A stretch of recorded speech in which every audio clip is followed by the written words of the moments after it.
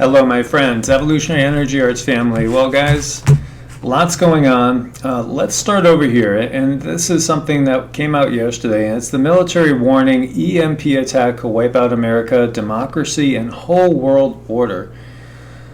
And so this is from the Associated Press. And in an extraordinary and sobering report meant to educate the nation on a growing threat, which we have talked about on this channel for the whole, a whole year now, on a regular basis, and I've even done whole video on this in the past.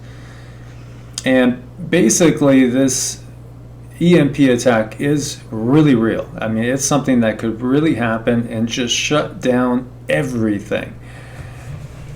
Everything could be completely shut down, and there are officials that really feel that the country, and really any country, is pretty much vulnerable to this. And for those of you that remember Asia, who used to come on the show on a regular basis, and we'll have her back again, she is basically intuitive and has seen that, and she actually saw that the U.S. would be hit with an EMP attack. Now, she saw a date of more like fall of next year. And, this is something that she had seen, and she said she and her impression got that it would occur over the Dakotas, which actually would make perfect sense because that would wipe out the biggest part. And it's real. An EMP attack is something that really could happen. And so, as you can see here, Electromagnetic Defense Task Force 2018. There's been a lot done on it, a lot of studies done on it. And, with really good cause, because this would be absolutely devastating. And as it says here, up to 90% of the population, and I don't know why they're distinguishing the East Coast as opposed to the West Coast. I would venture to guess the East Coast because we have more, unfortunately, we have more nuclear reactors on the East Coast. And as it points out here, 99 nuclear reactors would likely melt down without electricity to cool them.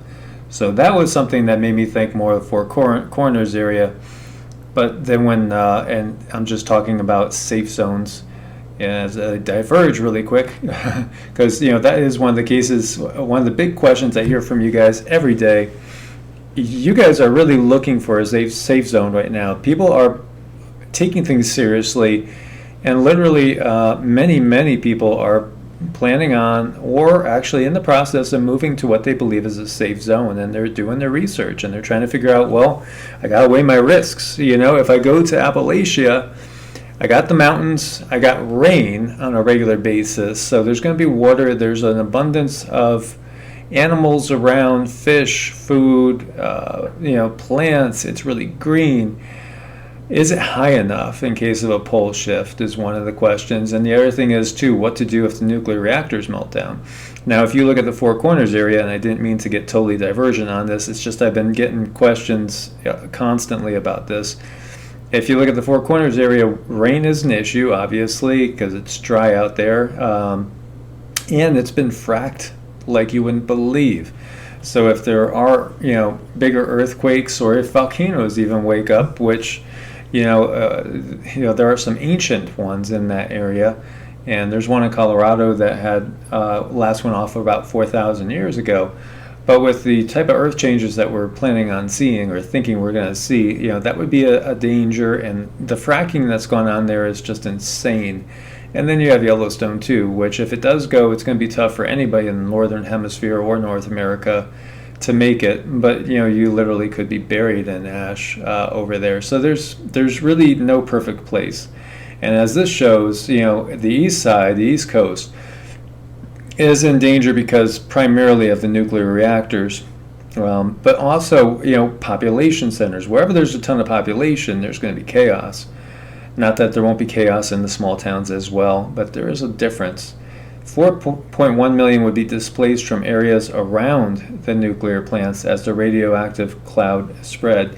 And so these are some of the warnings that comes from this report by the United States Air Force, Air University, and Curtis E. LeMay Center for Doctrine Development and Education.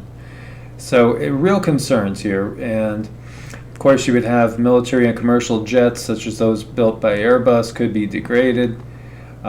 Bases would be cut off, making defense and counterattacks impossible. Civil unrest would start in hours. Power and GPS would go dark. By the way, they have been doing GPS testing. The military has been doing GPS testing now, and it's running through, I think, about the second week in December. So that is something else to be aware of. There's a lot of testing going on right now.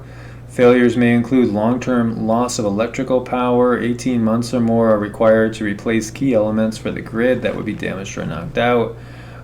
This is a serious, real thing, and I want to go off on another tangent before we go any farther, because I feel it's extremely important, and that is the fact that I am getting a lot of you guys talking about military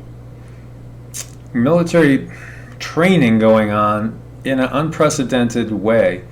And I got a voicemail from a very good friend this morning, and he was really riled up and basically saying he's never heard so much firing going on.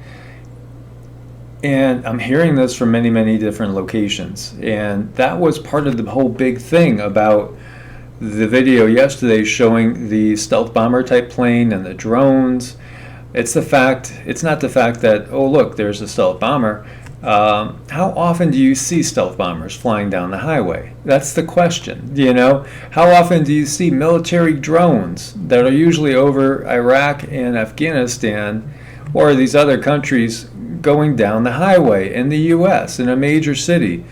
And that is the point, that there's something ramped up. Something is going on. Most of you out there that are communicating with me feel this, sense this, and know something big is going on. The military is ramping up for some reason. Now, is it simply, the rhetoric going on? Is it simply the trade wars? Is it really just a rekindling of the Cold War?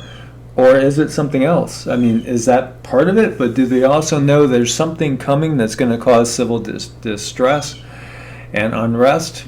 Could it be? I mean, there's so many rumors out there about the grid going down, grid failures. Do they know that there's, perhaps going to be a discharge from the sun that will knock out the grid and cause chaos? And they're going to try to lock it down, and they're practicing for locking it down. I could tell you guys, and I don't think I actually let you guys know, but 2 days ago, right at dusk, there were sirens wailing here as well. And I couldn't make out what they were saying because there was somebody talking over a loudspeaker. I could only surmise it's coming from the National Guard, which is maybe about 5 miles away from where I am. There is a National Guard center, and I have heard before. I have stepped out of the house because I heard a, pop, pop, pop. And when you're in the country, you hear people shooting guns. No big deal. And you listen for signs. You can tell if it's a hunter. One shot, then maybe one or two follow-ups real quick. Depending on how good a shot he is. But this was more like 1-2 shots, and then all of a sudden like 20 round bursts, and then there was like 5 or 6 guns going off with 20 round bursts at the same time, and then a blast that could only be described as artillery. So that was crazy. And talking to people around here, the only thing they could surmise was that it was probably National Guard training. And that's what I'm trying to talk about here.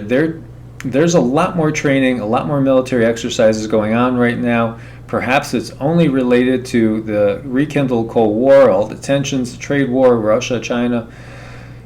Perhaps there's something else incoming, and they feel like they have to be ready for martial law. Maybe it's something else to do with, whether it's EMP from adversarial countries, whether it's a burst from the sun that's going to take the grid down. Very curious that they're, testing GPS systems. Very also curious, I'm getting readings from you guys left and right, every corner of the globe, getting readings that the planet, wherever you're at, the altitude's varying, and in some cases dramatically, and more of you are sounding off and letting me know, hey, yeah, I checked. We're 21 feet higher today than we were yesterday, or we're 60 feet lower today than we were yesterday.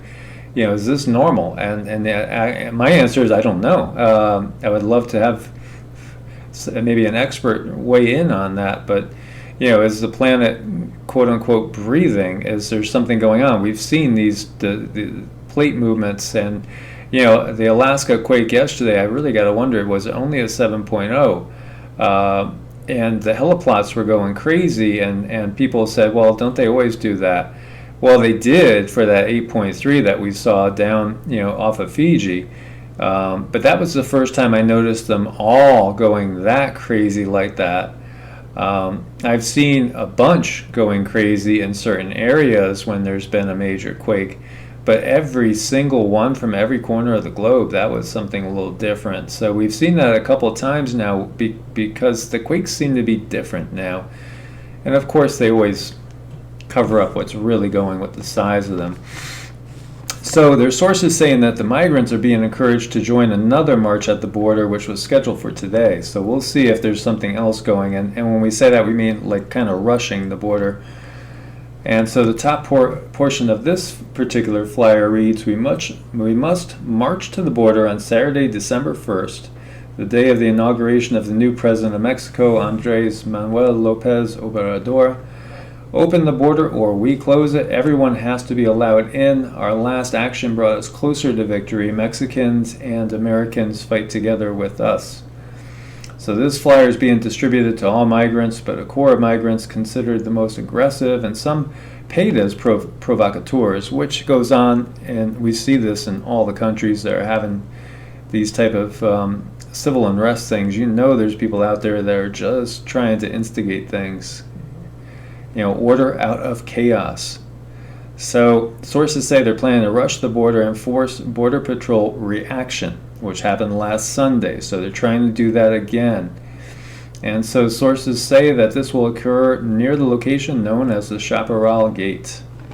Furthermore, around 4,000 U.S. military members, including active duty troops from Camp Pendleton, are likely to remain at the U.S. border throughout the end of January. It was reported Friday, which is actually a reduction of about 1,600.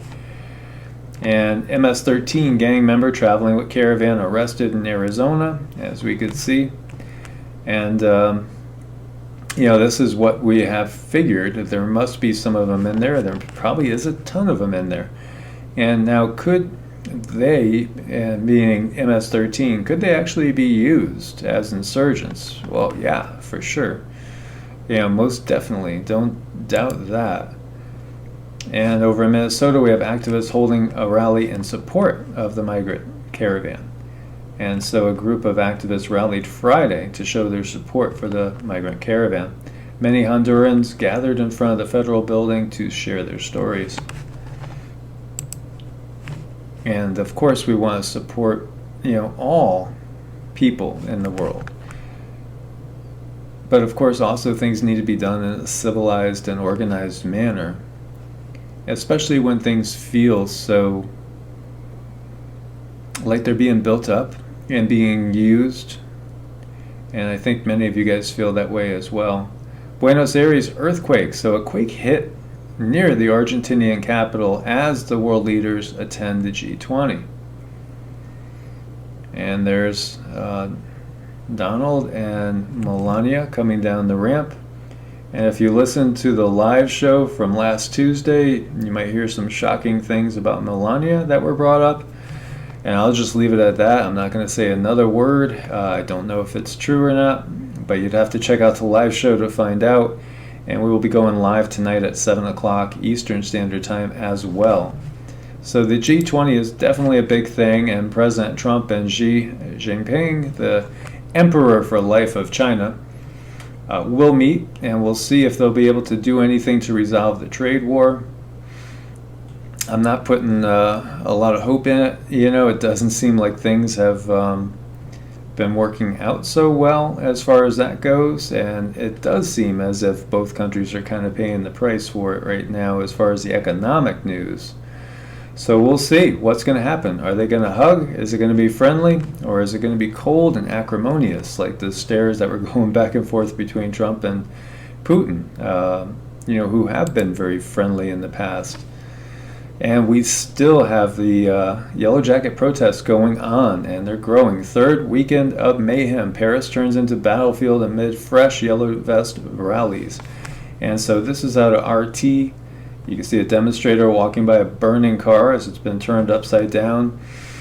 I think there is just so much being fed up with what's happened in the world, recognizing all that's happening in the world, that it's just looking for an avenue to basically let steam off. And this tension can be felt, and so energy travels from person to person. It goes from person to person.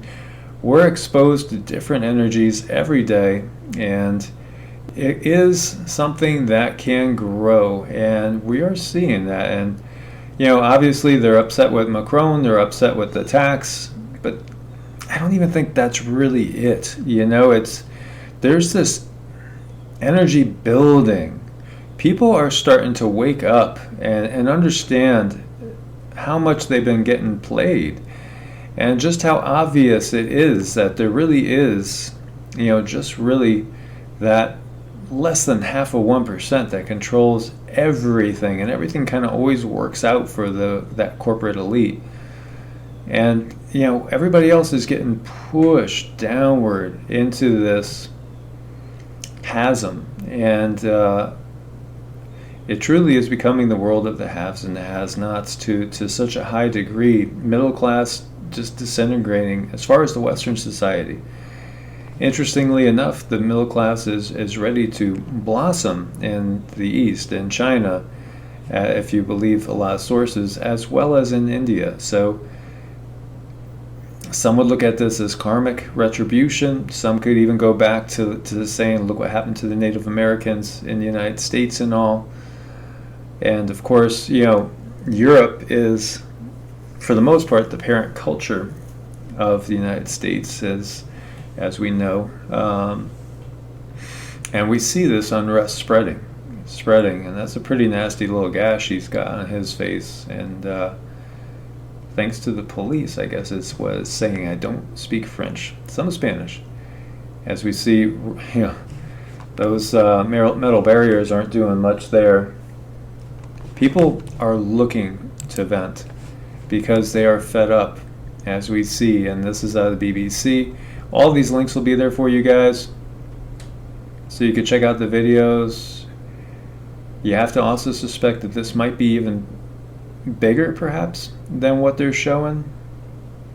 And then, some would think on the opposite end, perhaps they're trying to build it up more. And this is out of Zero Hedge. Mass arrests now. Over 122 arrests have been made and increasing as we speak. Lots of fires, throwing rocks. It's spreading, as we said, Belgium as well as France. And will we see this even spread farther? That's another question. And so, migrants, they could be popping out of the woodwork from countries that you hadn't gotten any migrants coming in from in the past. And, there are Turks now fleeing Erdogan, who is really, many people view him as completely a wild card, and he's perhaps another dictator for life when we've seen the power consolidation that he's done.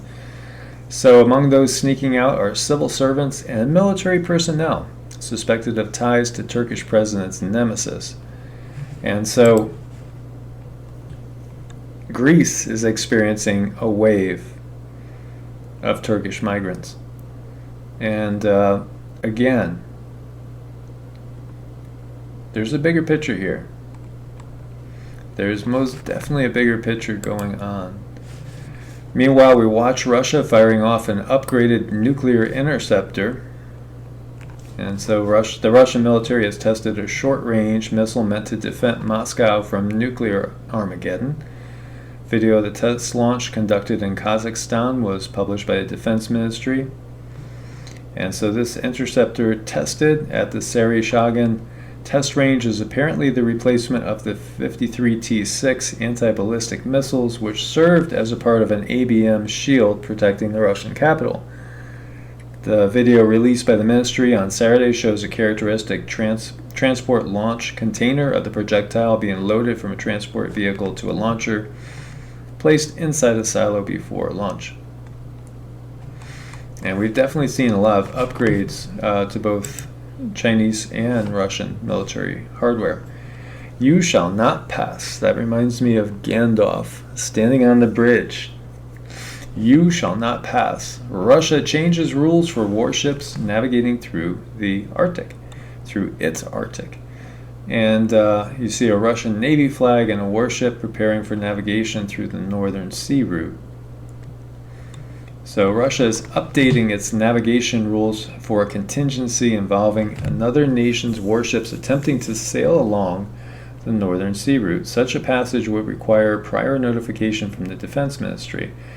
The route, situated in the Arctic along Russia's northern coast, is becoming more accessible to sea traffic as the climate warms.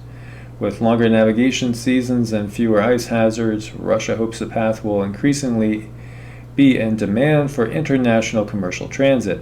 Such navigation, however, more often than not requires Russia cooperation, since an icebreaker usually is needed to pass through.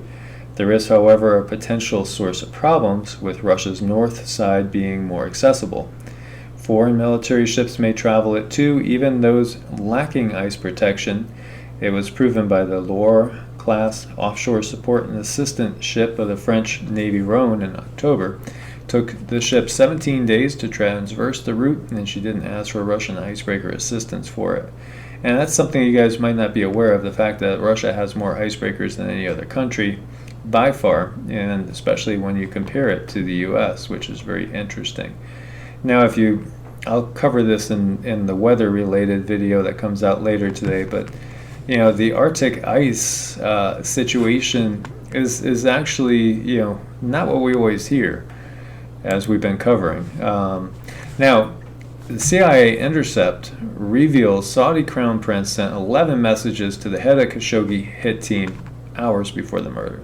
So, I mean, he's guilty as guilty gets. You know that the Saudi prince knew about it, probably ordered it, and yet, when we get down to it, chances are nothing's going to happen. Absolutely nothing. No penalties at all. And the simple really reason is that the United States can't afford to lose them as a military supply buyer, and can't afford to push them over into the BRICS nations, to become part of that alliance. That would be devastating. When you consider that India seems to be falling stronger in line with China and Russia. India and China have more than 50% of the world's population, and both of them have growing middle classes. Their economies are growing.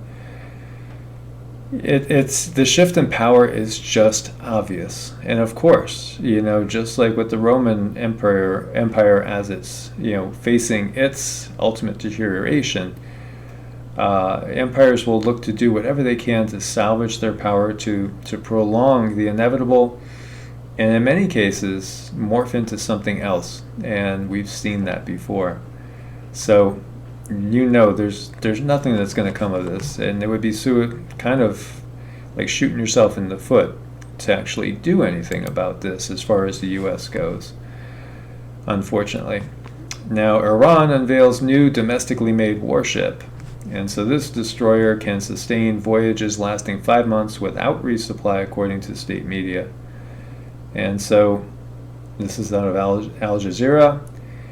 And we see the Iranians trying to catch up really with the Saudis, but the Saudis have so much money and they're spending so much that it's going to take them a long time to do that. But they do have Russia, China on their side as well, as we basically see all these maneuvers going on.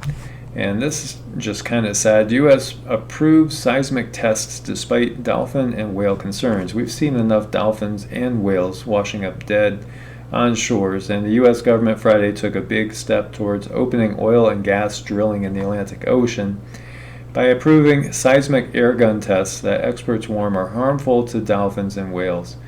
Last year, President Trump signed an executive order to expand offshore drilling and ordered federal agencies to fast-track permits for seismic airgun blasting.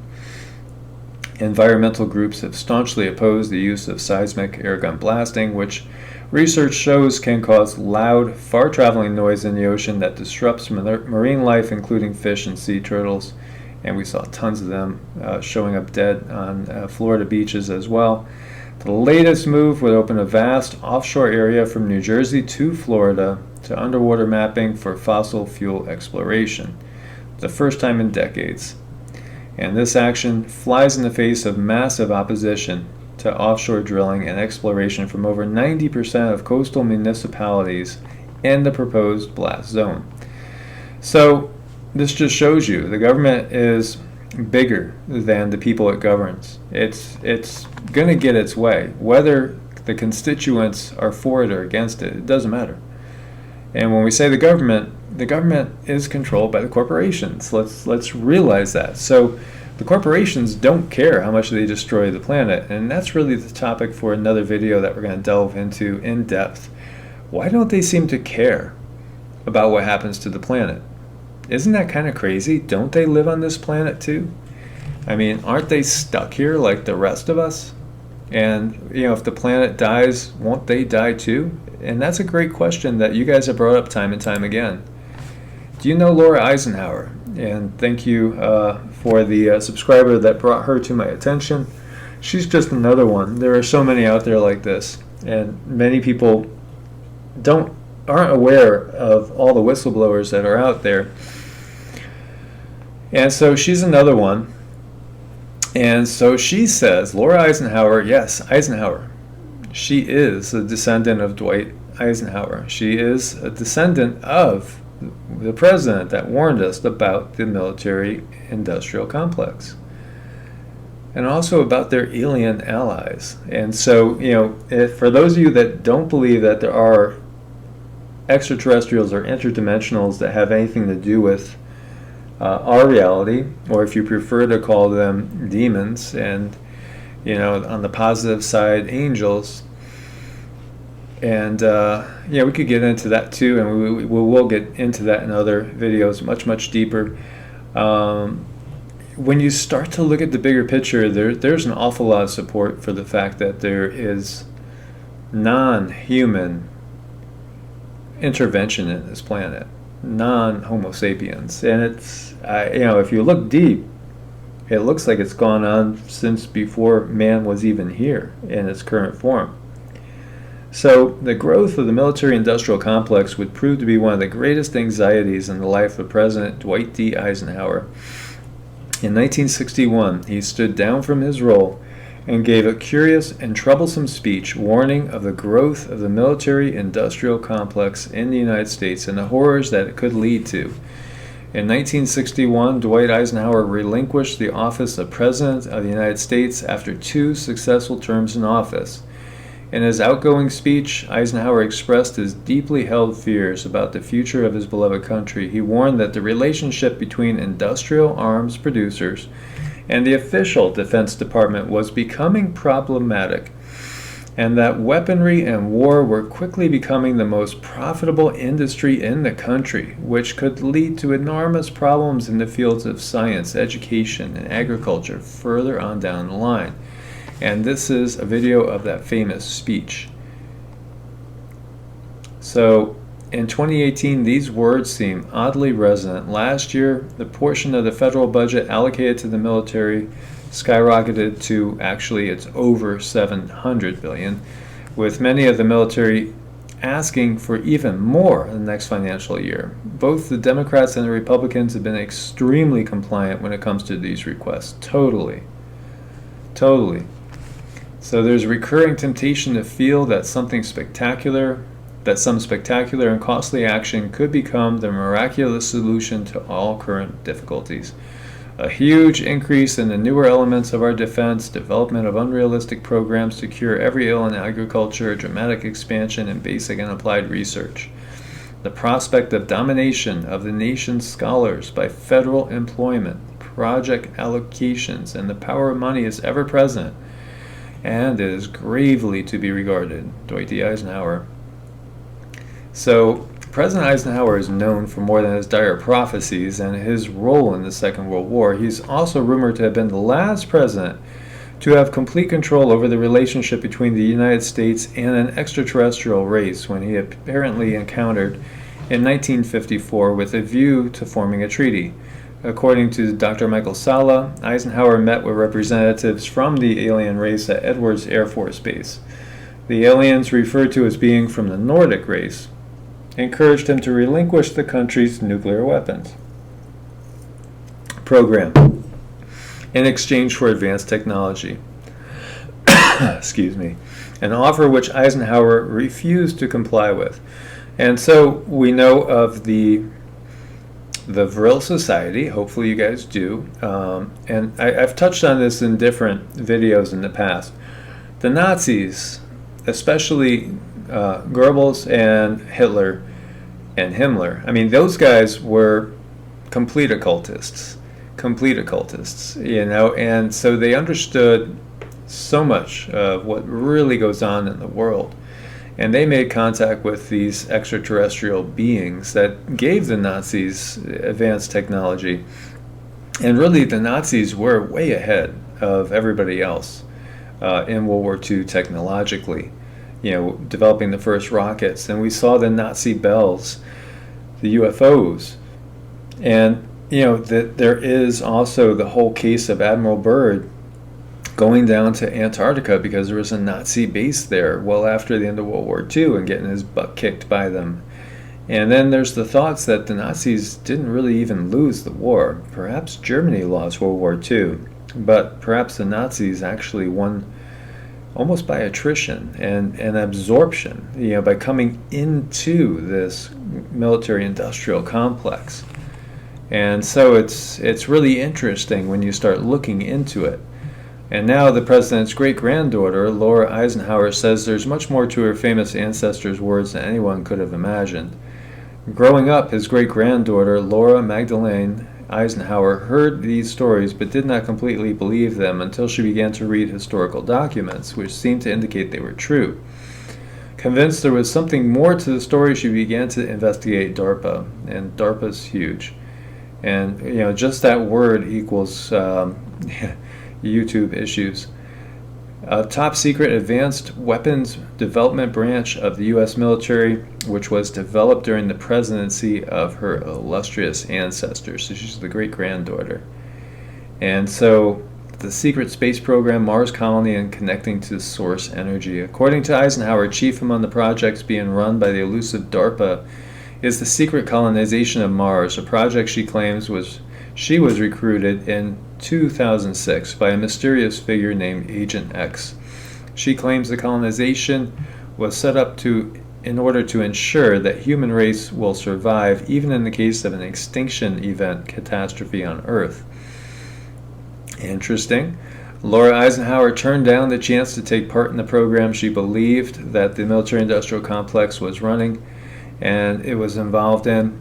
And it was also involved in underhanded and sinister schemes aimed at domination using such methods as chemtrails, GMO foods, false flags, media manipulation, and the like. Furthermore, she claims that humans involved in the military-industrial complex are not working alone, but they're helped in their efforts by extraterrestrial beings. And, you know, if it makes some of you feel better, just call them demons. It's fine, even though there's probably all sorts of different races of beings out there. And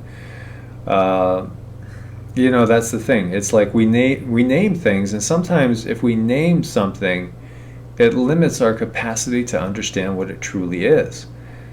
And sometimes that could be a hindrance because we get our minds set in just one mindset and refuse to look at other evidence. And again, a full cup has no more room for any more info. So we need to be open-minded about this and really look at all the different sources. And so this is all interesting stuff. She's not the only one. There's tons of people that have come out talking about the secret space program. And, you know, there is, and I did listen to a video talking about, and I can't remember which one it was now, talking about the Malaysian flight that disappeared. You know, there were a lot of top scientists on it. Well, sometimes this is how they basically, quote unquote, forcibly recruit top scientists into these programs. And really, supposedly that jet did land down, around Diego Garcia, which is a base that we have, the United States has in the Indian Ocean. And so, a lot of these people could either be relocated, the ones that they weren't interested in, given new lives, new names, brainwashed, what have you, or perhaps they're not even with us anymore. But the ones that they wanted are brought into these programs. And so, they are bringing in more people for the brain trust, some of the most intelligent ones going. And you have to think about that. Do you know how many people go missing in the United States every year? It's millions that are never found. No bodies ever found. And it's the same thing with the rest of the world as well. And so the thought is that they snag these people that they have earmarked. And I do have people I know that have had family members that have been supposedly marked for this program, possibly marked at a very young age. It seems like it's usually around 5 years old that they first have a quote-unquote visitation. And, then before you know it, somehow they're working for the government or they just disappear. But either way, I do think that programs like this are real, but it's up for each person to discern for themselves and realize there's a much bigger picture going on here. And why would they be so casual and nonchalant about destroying the planet unless they had an out?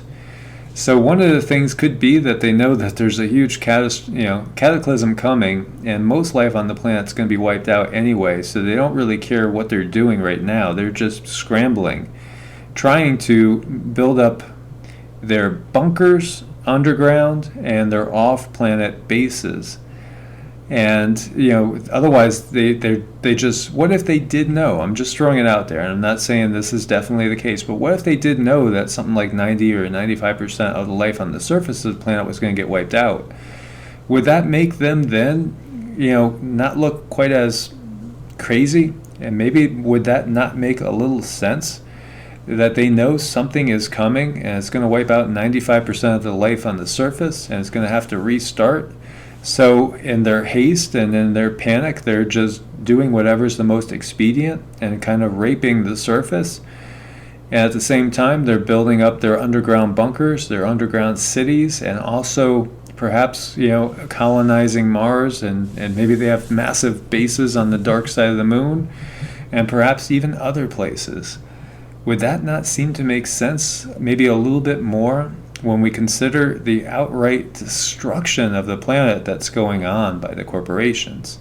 And they seem to not care at all what they do. Perhaps maybe that would explain a little bit why, or at least be one possible reason why they don't really seem to care at all about life on this planet.